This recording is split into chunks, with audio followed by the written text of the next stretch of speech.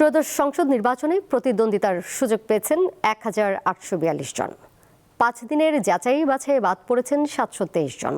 বাদ পড়াদের মধ্যে একাধিক পরিচিত মুখ রয়েছে, অবশ্য এরা সবাই আপিল করতে পারবেন। রবিবার গণমাধ্যমের প্রশ্নের জবাবে নির্বাচন কমিশন জানিয়েছে, আইন মেনে যাচাই বাছাই করেছেন রিটার্নিং কর্মকর্তা। এখানে পক্ষপাতিত্বের সুযোগ নেই।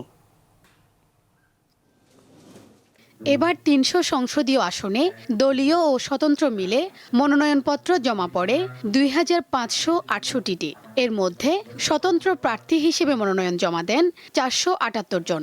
৫ দিনব্যাপী যাচাই বাছাইয়ে নানা কারণে বেশ কিছু আলোচিত ও হেভিওয়েট প্রার্থীর মনোনয়নপত্র বাতিল করেছেন রিটার্নিং কর্মকর্তা। খাবারের পছন্দ ভিন্ন হলেও মজার বেলায় সবাই এক। এর মধ্যে উল্লেখযোগ্য বগুড়া ২ আসনে নাগরিক ঐক্যের প্রার্থী মাহমুদুর রহমান মান্না, কক্সবাজার ২ আসনে জামায়াতের প্রার্থী হামিদুর রহমান আজাদ, কুমিল্লা ৫ আসনে সিপিবির প্রার্থী আব্দুল্লাল কাফি, এনসিপি থেকে পদত্যাগ করা ঢাকার ৯ আসনের আলোচিত স্বতন্ত্র প্রার্থী তাসনিম জারা, চট্টগ্রাম ৫ আসনে জাতীয় পার্টির একাংশের চেয়ারম্যান আনিসুল ইসলাম মাহমুদ।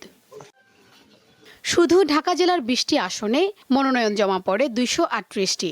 বৈধতা পেয়েছে ১৬১ জন। বাতিল হয়েছে ৮১ জন প্রার্থীর মনোনয়ন।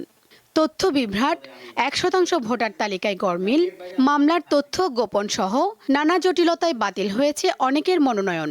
1% ভোটারের গরমিল, সরকারি চাকরি হতে অবসর গ্রহণের ৩ বছর অতিবাহিত না হওয়া, হলফনামার বিভিন্ন ত্রুটি, মনোনয়নপত্র যথাযথভাবে বিশেষ করে তৃতীয় অংশ পূরণ না করা ইত্যাদি কারণে মনোনয়নপত্রসমূহ বাতিল করা হয়েছে। একটি বড় দলের দিকে নির্বাচন কমিশন পক্ষপাতিত্ব করছে কিছু কিছু রাজনীতিবিদের এমন অভিযোগের পরিপ্রেক্ষিতে নির্বাচন কমিশনার আব্দুর রহমান এল মাসুদ জানান, আইন অনুযায়ী রিটার্নিং কর্মকর্তারা তাদের সিদ্ধান্ত নিয়েছেন। ইসির এখানে হস্তক্ষেপের সুযোগ নেই।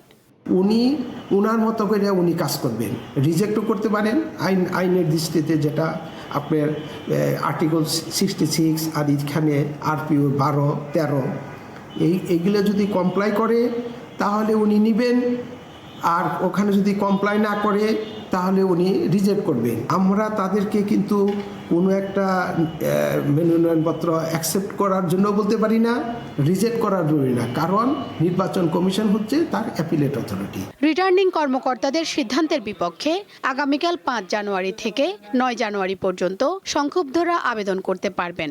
আবেদন নিষ্পত্তি করা হবে ১১ থেকে ১৮ জানুয়ারি পর্যন্ত। শিউলি শবনম, দীপ্ত সংবাদ, ঢাকা।